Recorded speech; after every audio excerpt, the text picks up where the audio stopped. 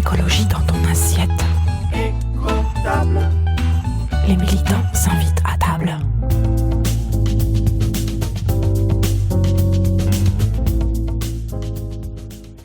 Bonjour à toutes et à tous. On continue, on enchaîne avec cette nouvelle table ronde, la 4e de l'après-midi, sur, donc je disais, une question aussi bien philosophique, mais qu'on va traiter avec aussi des exemples pratiques et de voir dans quelle mesure l'un nourrit l'autre.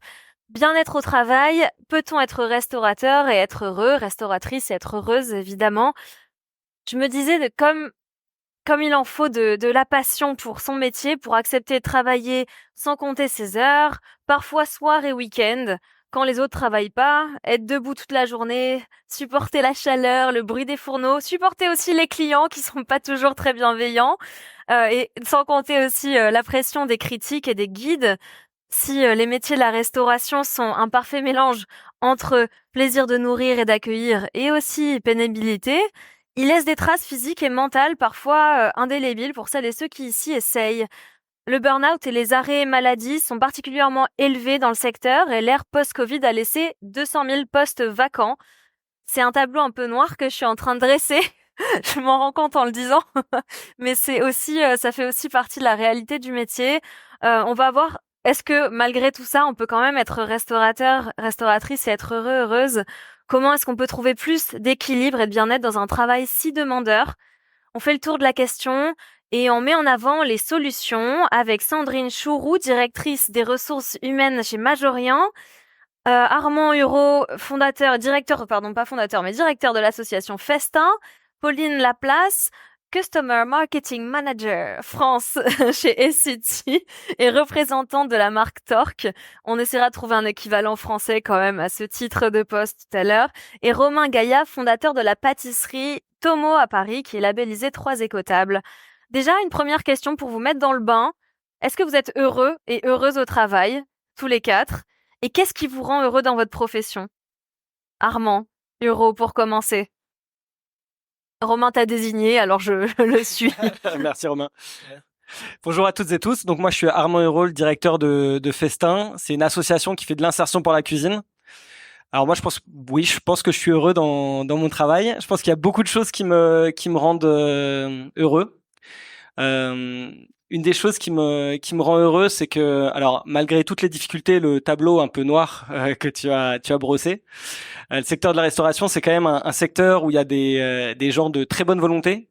Il y a beaucoup de restaurateurs et de restauratrices qui sont prêts à s'engager, aussi, et qui sont à partir du moment où nous on les mobilise parce qu'on est une association, on leur demande de s'engager, que l'impact est clair, que ce qu'on leur demande est cadré. Ils sont ravis de le faire, ils sont ravis de mobiliser leurs équipes.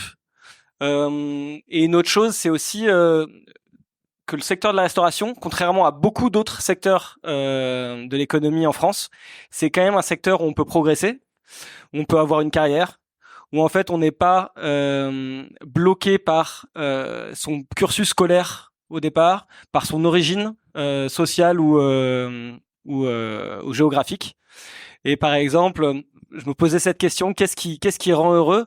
Ben moi, par exemple, c'est de voir que donc parmi les projets qu'on fait, puis on pourra peut-être en revenir après, on pilote le projet des étoiles et des femmes au niveau national, qui rend accessible la formation cuisine à des femmes issues des quartiers prioritaires de la ville. Donc c'est des personnes qui arrivent chez nous, qui sont dans des situations de fragilité, qui ont d'exclusion sociale souvent. Et là, on a fait une mesure pour essayer de voir quel est l'impact de notre action. Et on voit que de 3 à 5 ans après le programme, il y en a 1 sur 4 qui devient chef de cuisine. Et ça, on s'y attendait pas. Et je pense que ça, c'est un marqueur de la restauration, c'est que ça permet ça. On y reviendra sur les autres projets que porte Festin, notamment à Marseille. Romain, est-ce que tu es heureux dans ton travail? Qu'est-ce qui te rend heureux? Alors oui, je vais répondre oui. C'est un petit oui. Mes collègues vont pas me croire, mais ça les a beaucoup fait rire d'ailleurs quand ils ont vu l'intitulé du truc. Toi vraiment, ah bon tu vas parler sur la question. Non mais c'est vrai qu'on a l'air souvent un peu dans le jus ou un peu en difficulté parfois, mais en fait non, je suis parfaitement heureux. Bah déjà, enfin heureux. Voilà, autant qu'on puisse l'être sans parler trop de philosophie. Mais déjà du fait d'œuvrer, en fait, plus que de travailler, on a l'impression de faire quelque chose qui a quand même du sens. Et puis en plus de ça, bon, évidemment, quand on s'engage aussi, on a évidemment encore un peu plus de sens à ce qu'on fait. Donc je pense que voilà, évidemment, ça rend heureux. Bon, par contre, je trouve que quand même ça existe principalement quand on est quand même porteur de projet ou quand on est chef, peut-être. Je suis plus chef moi-même de cuisine uniquement. Je suis porteur du projet en général. Mais par contre, voilà, de donner ce sentiment et l'impact vraiment d'œuvrer plutôt que de tout simplement avoir un job. C'est pas si facile que ça finalement quand on est salarié. Et donc ouais, pour ce qui est des salariés, effectivement, voilà, est-ce qu'on gagne vraiment quand on travaille dans la restauration, à avoir cette impression d'œuvrer à quelque chose d'un peu plus grand que soi, plutôt que juste d'avoir un job. C'est pas si facile que ça en fait. On Ouais. verra ce que tu mets en place avec ton équipe, une équipe de 40 personnes quand même, dans tes pâtisseries et tes points de vente tout à l'heure. Avant ça, je continue mon tour de table. Sandrine Chourou, est-ce que tu es heureuse dans ton travail chez Majorian? Est-ce que ça te nourrit intérieurement? Alors, il y a ma DG et mon presse, donc je suis obligée de dire oui. que je suis très heureuse. En off, on pourra en Mais discuter. ils savent que c'est vrai. Donc, mais moi, je suis pas derrière les fourneaux, puisque je suis en RH, mais j'adore mon boulot. J'ai toujours aimé mon boulot parce que j'aime les gens, tout simplement. Et j'adore particulièrement la restauration où je suis depuis 10 ans maintenant dans ce secteur parce que je travaille avec des gens passionnés et parce que je crois que il y a plein de gens heureux dans la restauration. Mais comme on le disait tout à l'heure dans une précédente table ronde, on donne trop à voir tous les problèmes et tout ce qui va pas.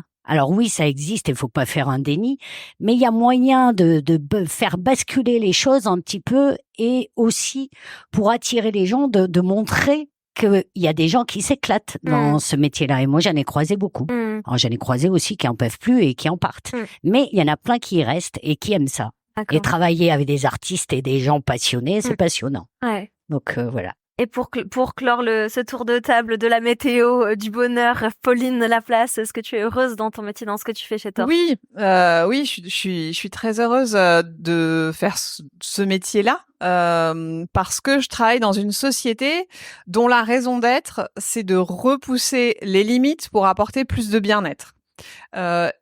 Et cette société, sa priorité stratégique, c'est aussi le développement durable. Donc, la société, le travail que je fais, voilà, ça a du sens. On améliore avec les systèmes, avec les produits qu'on développe, et ben le bien-être des consommateurs et notamment des restaurateurs dans leur quotidien.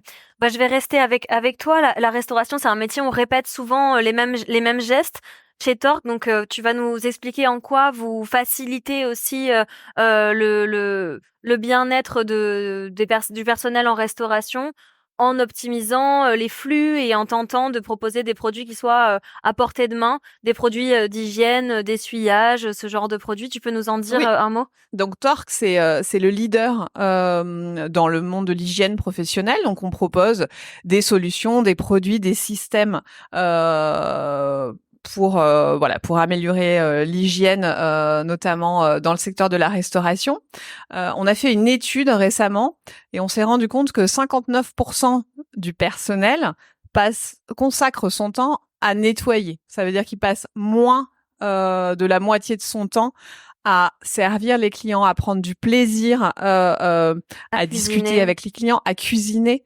Et du coup, c'est important pour nous d'améliorer les conditions de travail en proposant des produits qui facilitent, par exemple, des solutions où on a moins à réapprovisionner les sanitaires, des solutions où on place les bons systèmes dans les cuisines pour éviter de trop se déplacer et de perdre du temps. Donc, on travaille avec des restaurateurs pour vraiment trouver des solutions pour améliorer le quotidien de ce personnel pour qu'ils passent plus de temps, notamment à faire leur métier.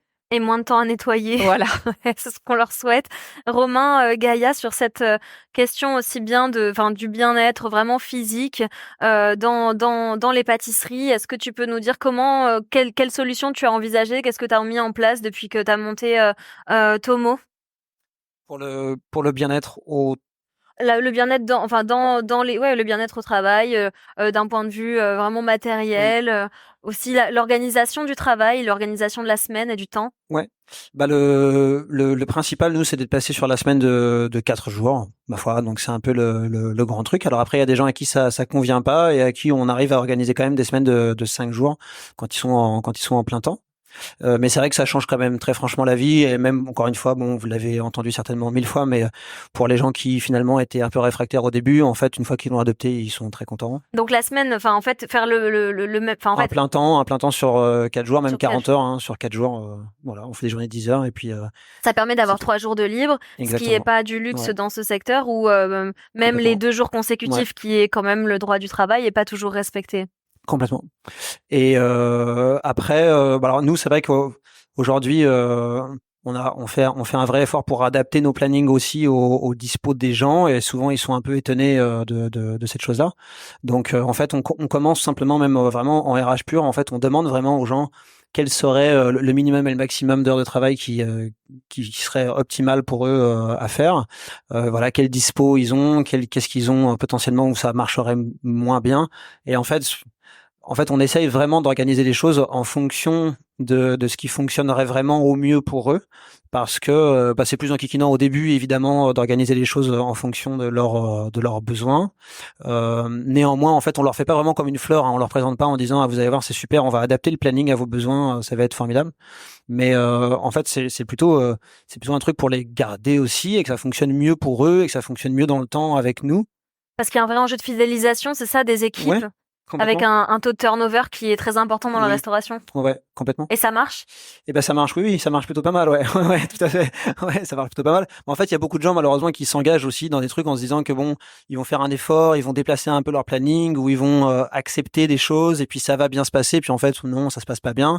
Et alors peut-être qu'avant, effectivement, les gens le subissaient sans le changer. Aujourd'hui, les gens s'en vont, ils essayent, ça marche pas, ils essayent autre chose, ça marche toujours pas. Et bon, ils tournent un peu d'une boîte à l'autre sans rester, ce qui est pas top pour le bien-être, je pense, ni pour eux, ni pour les entreprises où ils bossent. Et donc, en fait, bon, on fait l'effort un peu en amont, mais ça apporte quand même beaucoup. Ouais, cette Et question de chez Tomo, planning. donc tu constates un turnover qui est moins important, des gens qui sont fidèles aussi au poste? Ouais, complètement. Alors, on trouve effectivement des gens, voilà, pour qui, en fait, même des fois, tout simplement, les gens nous disent que, en fait, de toute façon, avec le planning qu'ils ont, ils trouveraient nulle part ailleurs. Donc, en fait, ils sont très, C'est un bon argument. C'est vachement bien. Voilà. Bon, après, il y a plein d'autres choses, évidemment, sur le social, comme je vous disais la dernière fois. Bon, on fait des petites choses, hein, on rembourse, voilà, la mutuelle ou les transports, ce genre de choses un peu, enfin, au maximum, quoi, tout simplement. Plus que ce que propose, enfin, plus que le Oui. minimum exigé par la loi, Ouais, quoi. voilà. 100% des transports, c'est ça que tu me disais? Ouais, tout à fait. 100% des transports et de la mutuelle. Là, on réfléchit aussi même pour les jours de carence, parce que de la sécurité sociale, donc en cas d'arrêt maladie, puisqu'en fait, finalement, alors il y a toujours des gens qui se mettent en arrêt maladie, évidemment.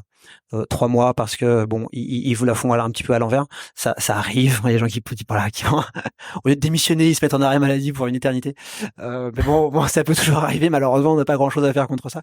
Mais par contre il y a aussi beaucoup de gens pour qui voilà, ils sont malades un jour et en fait un jour, 2 jours ils ont pas d'arrêt maladie et en fait ça la met juste un petit peu dans le jus et c'est pas top pour eux. Et donc on réfléchit à défrayer complètement finalement, ouais, parce qu'on se dit que de toute façon ça changera rien pour les gens qui en profitent malheureusement, mais par contre pour les autres ça peut être mieux. Et il y a apparemment pas mal de gens qui disent que ça pourrait être même mieux, en fait, amener les gens à finalement à faire un peu moins d'arrêt maladie aussi, ou à reprendre un peu plus vite, et puis à avoir un peu plus de sécurité, quoi, être un peu plus tranquille, au lieu de se dire les premiers jours sont pas payés. Ouais, tout à fait.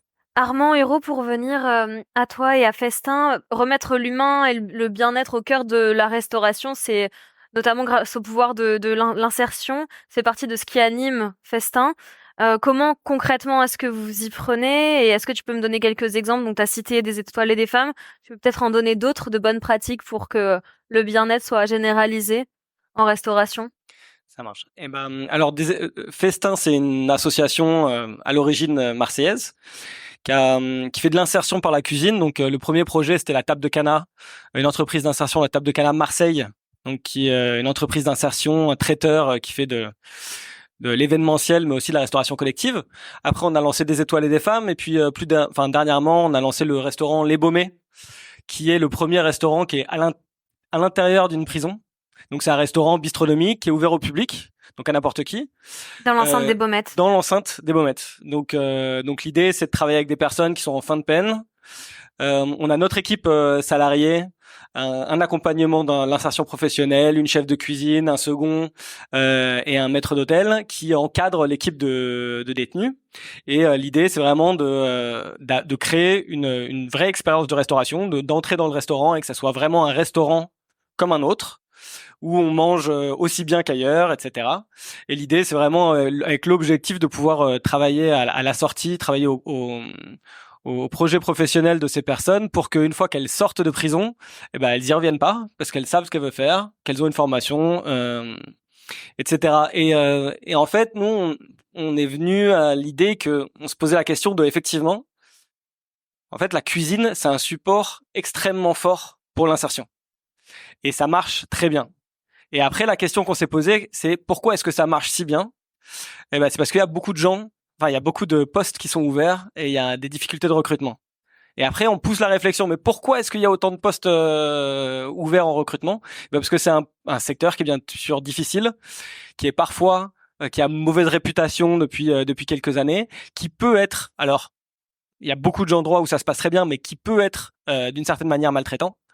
Et donc on s'est dit, en fait, on peut pas juste porter la responsabilité d'accompagner des personnes qui sont fragiles et potentiellement de les mettre dans des situations difficiles où en fait elles vont on va les accompagner pendant 2 ans sur leur confiance en elles, sur la fierté qu'elles ont, sur l'envie qu'elles ont d'aller travailler, etc. et que tout soit détruit en 3 mois à cause d'une équipe et c'est même pas forcément le chef de cuisine, c'est juste une ambiance de travail qui peut être malsaine ou etc. Donc on s'est dit effectivement on doit aussi travailler sur la question du bien-être au travail et plus largement de l'accompagnement du secteur de la restauration dans ce qu'on appelle la transition sociale, solidaire, en plus de l'environnemental qu'il y a ici. Donc, et sur des bonnes pratiques, effectivement, alors on organise à Marseille des toasts avec la communauté écotable justement. Et dernièrement, il y avait un événement qui était assez intéressant sur le bien-être et sur beaucoup de professionnels qui venaient donner des tips de qu'est-ce qu'ils mettent en place chez eux, un peu comme tu as fait. Et il y a des choses qui sont revenues qui me paraissent vraiment intéressantes et pas forcément toutes très chères. C'était vraiment la place et le temps consacré à l'humain et au management. Et on avait des retours de personnes qui disaient en fait prendre un quart d'heure tous les matins pour expliquer en fait, de faire le brief de la journée et de dire en fait les gens sont prêts à donner beaucoup d'efforts, à comprendre en fait les enjeux de la boîte, à comprendre qu'il y a des jours qui vont être plus difficiles que d'autres, qu'à un moment il va falloir y aller, mais que ça se passe beaucoup mieux s'ils le comprennent, si on leur parle, si on leur dit. Et puis après, tous les 2 mois, faire plusieurs heures, 3 heures, ce qu'ils disaient, de débrief. Comment ça s'est passé les 2 derniers mois? Qu'est-ce qui a été? Qu'est-ce qui a pas été? Et pouvoir se dire les choses, créer cette culture du feedback. Et il y a dans d'autres entreprises, mais qui est moins commune en restauration. Qui est assez généralisée en fait, dans beaucoup d'endroits, dans beaucoup de secteurs économiques de France et d'Europe, mais qui est assez étranger à la restauration pour une raison pour de multiples raisons probablement. Mais donc il y avait ces questions, ces bonnes pratiques, et c'est toujours la question de l'espace et du temps. Mais un autre exemple qui m'avait assez marqué, c'est la question de faire venir un ostéopathe sur le lieu de travail. Alors on se dit ah ouais mais c'est cher. Non, un ostéopathe remboursé par la Sécu, payé par le salarié, en dehors des heures de travail, juste mettre à disposition une salle et appeler la personne. Ça coûte pratiquement rien à l'entreprise, mais juste on fait la démarche. Du coup, les salariés s'en saisissent. Ça améliore le bien-être au travail, ça réduit les arrêts maladie, etc. Et donc ça a beaucoup d'impact et c'est pas forcément hors de prix. Sandrine Choroux, je te vois sourire à ce qui se dit. J'imagine que ça fait écho aussi à des pratiques que tu as vues, à des choses sur lesquelles tu as pu avoir aussi un mot à dire. Toi, la période Covid, tu m'as dit que ça avait révélé des grosses failles dans la qualité de vie au travail dans l'hôtellerie-restauration. Chez Majorian, donc vous avez conçu tout un écosystème de solutions pour les pros du secteur. Donc il y a Territoria, c'est une communauté hôtelière durable. Il y a Caddy, qui est une centrale d'achat. Tu m'arrêtes si je me trompe. L'outil Chlorophylle pour diminuer son empreinte carbone. Mentori pour faciliter la gestion RH. Et le label Peace and Work qui nous intéresse particulièrement sur cette table ronde pour attirer et fidéliser les équipes. Est-ce que tu peux t'attarder particulièrement sur ce label que vous avez mis en place et comment il fonctionne et quel écho il peut y avoir aussi entre un label comme Écotable et celui Peace and Work que vous mettez pour le bien-être au travail? Alors oui, effectivement. Alors si je reviens sur la problématique du Covid, les problèmes existaient déjà avant, mais ils ont, j'ai envie de dire, pété à la gueule de tout le monde après le Covid, parce que là, il y a beaucoup de salariés qui ont quitté le milieu et avec des difficultés donc pour en trouver à nouveau. Donc plus les problématiques managériales qui existent dans le milieu où on n'est quand même pas des cadors du management. Parce que c'est un ADN, on parle de brigade, parce qu'il faut, on est un peu dans une culture militaire quelque part. Donc tout ça pris en compte, on s'est dit comment on peut travailler à ça, et de là jaillit l'idée de mettre en place un label, parce qu'il y a aussi des établissements où ça se passe très très bien. Et souvent là où ça se passe pas bien, des fois c'est aussi parce qu'ils savent pas faire différemment, parce qu'ils ont été élevés comme ça entre guillemets. Professionnellement. Donc, on a mis en place un label sur la qualité de vie et les conditions de travail qui s'appelle Peace and Work. Donc, c'est basé sur un questionnaire qui se fait via un QR code, donc c'est très simple, via un smartphone auquel les salariés participent, donc les salariés d'un établissement. C'est complètement anonyme. Donc, c'est basé sur 5 piliers que sont la culture d'entreprise, la cohésion d'équipe, la fierté d'appartenance, les conditions de travail et l'équité. Donc, il y a pas mal de questions là-dessus. Il y a 36 questions. 33 quantitatives, parce qu'il faut aller vite. On est dans un milieu où on sait qu'il y a le coup de bourre, donc il faut que ça soit pareil. Donc c'est très rapide, en 10 minutes, maximum un quart d'heure si on est lent, on parvient à répondre au questionnaire.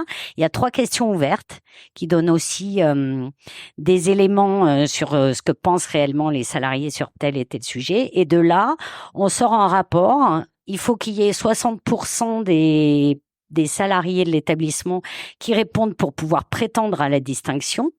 Mais au-delà de la distinction, je dirais, qui permet de travailler son marketing RH en attirant les gens, en disant l'herbe est plus verte chez moi que chez le voisin. Par exemple, où je m'intéresse au bien-être au travail, à la qualité de vie au travail. C'est pas un gros mot dans la restauration. C'est peut-être nouveau, mais c'est pas un gros mot. Et je m'intéresse à ça en tant que patron.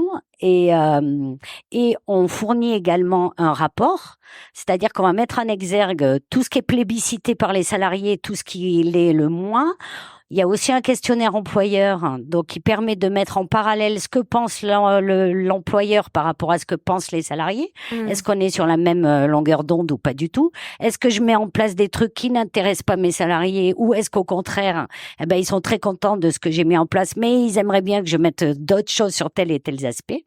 Et donc on sort un rapport complet qui amène à la distinction avec un plan d'action. Sur chaque pilier, on propose des plans d'action très simples, très pratiques à mettre en place. 3 niveaux de labellisation, c'est ça? 3 niveaux de distinction, puisqu'on ramène les questions quantitatives sur 5, en fait. À partir de 3,20, on obtient une distinction de bronze, 3,51 silver et 4,01 gold. D'accord. Donc, et c'est surtout quel type de restaurant qui font cette démarche d'être labellisé? À aujourd'hui, on a un peu de tout, je dirais. on l'a lancé de façon obligatoire dans notre réseau territorial parce que nous sommes entreprises à mission sur ce réseau-là.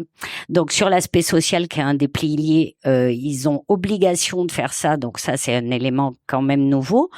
Donc ceux qui s'inscrivent dès le départ, on a plutôt de très bons résultats là aujourd'hui.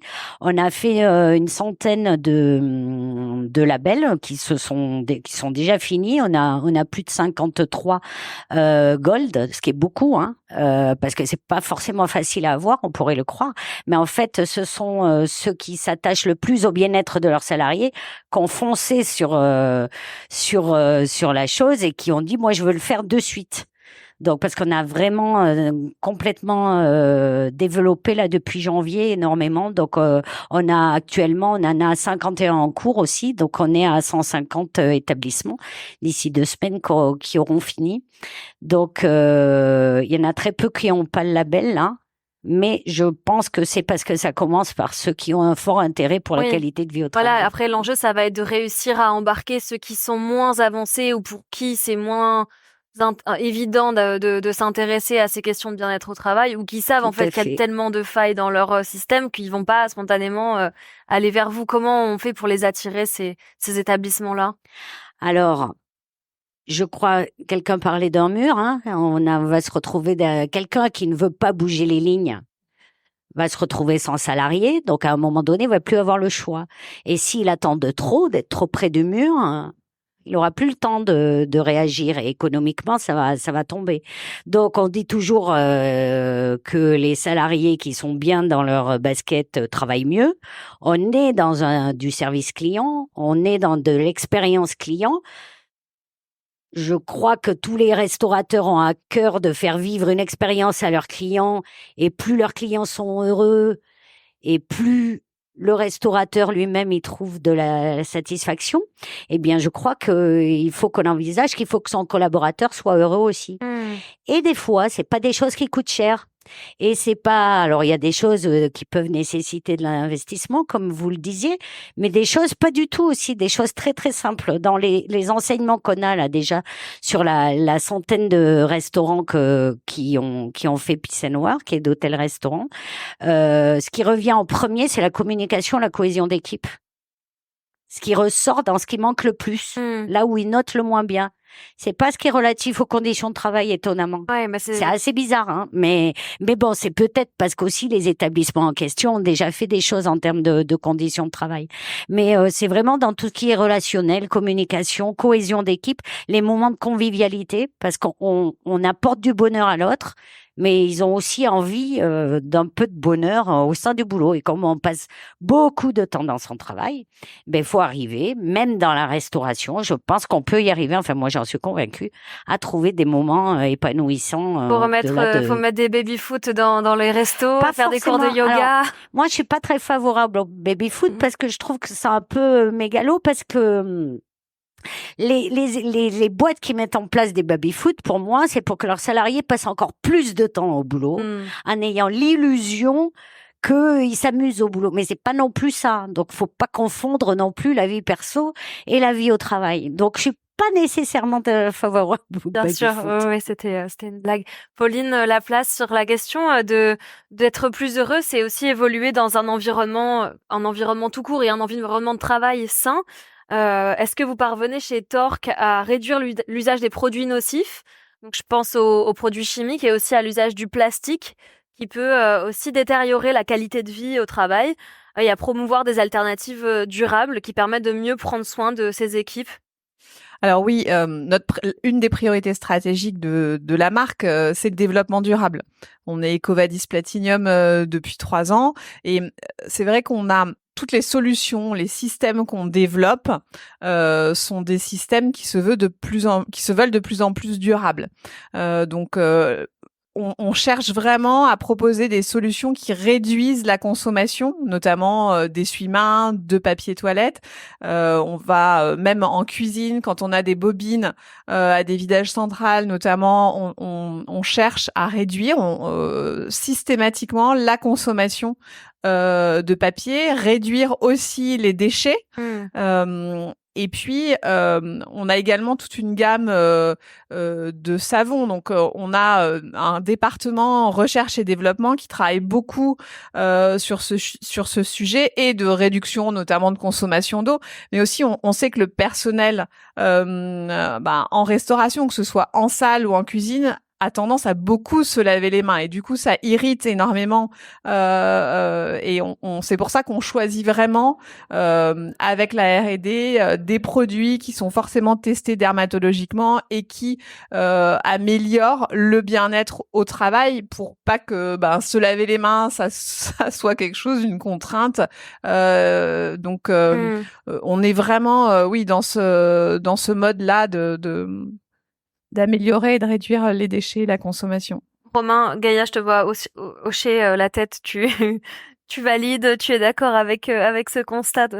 Oui, non, mais c'est vrai que c'est une marque qui est très utilisée en cuisine. Je suis, en fait, on est client en vérité. Oui, comme beaucoup de restaurateurs. Comme beaucoup de restaurateurs, en effet. Non, mais je rigolais parce qu'effectivement, la question des mains, c'est un peu, ça paraît idiot, mais en fait, c'est le sujet qui revient effectivement très souvent. Ouais, puis pour les plongeurs, plongeuses, c'est aussi essentiel. C'est des métiers qui sont un peu invisibilisés et oubliés. Ouais. Alors que c'est le maillon. Combiner l'hygiène, parce que c'est hyper important de se laver les mains régulièrement, mais aussi le bien-être de ces personnes-là. Donc, bien sûr. Armand, je voulais que tu nous dises un mot pour parler d'un point de vue de reprendre un peu de recul par rapport à ce qui peut se faire en se mettant en collectif. Il se passe des choses là qui commencent à naître à Marseille, un collectif qui s'appelle Restore notamment, qui commence à naître. Est-ce que tu peux nous dire un mot sur l'intérêt et le constat de départ qui a fait créer Restore, qui va bientôt publiquement voir le jour. Donc là, on a tout ça, ces informations en exclusivité mondiale. Mondiale, ouais. En fait, j'écoutais les tables rondes depuis tout à l'heure et en fait, il y a des sujets qui reviennent de manière récurrente. Et la question, on voit qu'on va dans le mur, on voit qu'il faut absolument changer de trajectoire. Tout le monde en est conscient, ce qui n'était pas le cas il y a 4-5 ans. Mais là, il y a un vrai consensus de l'ensemble des acteurs, que ce soit des restaurateurs, que ce soit les syndicats, que ce soit les pouvoirs publics, etc. On a un sentiment que effectivement ici on est des restaurants, des restaurateurs, en tout cas des professionnels engagés, mais comme Valérie le disait juste avant, on est encore des résistants. En fait, on est pas assez nombreux et la question de savoir comment on se structure pour faire en sorte que les 0,1% qu'on est deviennent 3%, deviennent 15%, et après que ce soit les autres, ceux qui font mal, ceux qui font moins bien. En tout cas, qu'il y ait plus cette prime au vice, mais qu'en fait, il y ait d'abord cette prime à la vertu, puis après, qu'il y ait cette transformation de culture pour que ça ne soit même pas envisageable de faire autrement ou de pas mettre les conditions de travail nécessaires pour de maltraiter ses salariés ou de créer des situations de travail toxiques pour les restaurateurs, pour l'ensemble des salariés. Et du coup, à Marseille, se crée un collectif qui devient un mouvement, qui a une ambition nationale, qui n'a pas la vocation de rester à Marseille, mais elle est née. Que ce mouvement est né à Marseille et est en train de se développer au-delà. Et c'est l'idée de comment est-ce qu'on porte une ambition, celle de restaurer la restauration. Restaurer la restauration dans le sens réparer la restauration pour faire face à l'ensemble des défis auxquels elle fait face. Et donc restaurer la restauration, c'est restaurer l'humain, remettre l'humain au centre, restaurer le vivant, donc remettre le produit aussi au centre. Et donc ce mouvement, c'est un mouvement d'abord interprofessionnel. Donc les professionnels qui prennent la parole ensemble, se structurent pour faire du plaidoyer au niveau national pour demander des changements. C'est aussi une plateforme avec des associations pour faciliter l'engagement des restaurateurs au sein de projets qui ont du sens, pour redonner du sens à ces équipes, pour valoriser, donc, ce que je disais tout à l'heure, les restaurateurs sont prêts à s'engager, ont envie de projets sociaux, ont des projets qui ont du sens, qui ont de l'utilité, qui nourrissent les gens. Ils ont envie de pouvoir en général, s'engager et porter ces valeurs auprès de leurs équipes. Et donc ça, c'est une plateforme qui le permet. Et aussi de mettre en place et de valoriser les formations qui permettent, au-delà de l'appel à transformer au niveau national, les formations qui permettent de passer à l'action au sein de ces restaurants et de passer du vœu pieux à la transformation, faire pour soi-même le changement que l'on veut pour le monde. Donc c'est ça Restore. Et donc c'est avant tout une ambition, un projet interprofessionnel, une voix qui est portée interprofessionnelle, une plateforme pour favoriser l'engagement et la solidarité, et voilà, et un outil de transformation. Allez voir Armand si vous voulez faire partie, rejoindre le mouvement en avant-première. C'est aussi important que tu sois ici et que tu aies fait le trajet depuis Marseille pour nous parler de ce mouvement. Merci beaucoup. On va terminer là-dessus. C'est super d'avoir eu vos retours aussi, vos partages d'expériences. On peut remercier notre panel qui nous a donné un peu de joie et qui nous a donné les clés du bonheur en restauration. Restez avec nous. Dans quelques minutes, on enchaîne sur la dernière table ronde de la santé des sols à la santé dans l'assiette. Merci à toutes et à tous. Merci à vous. L'écologie dans ton assiette.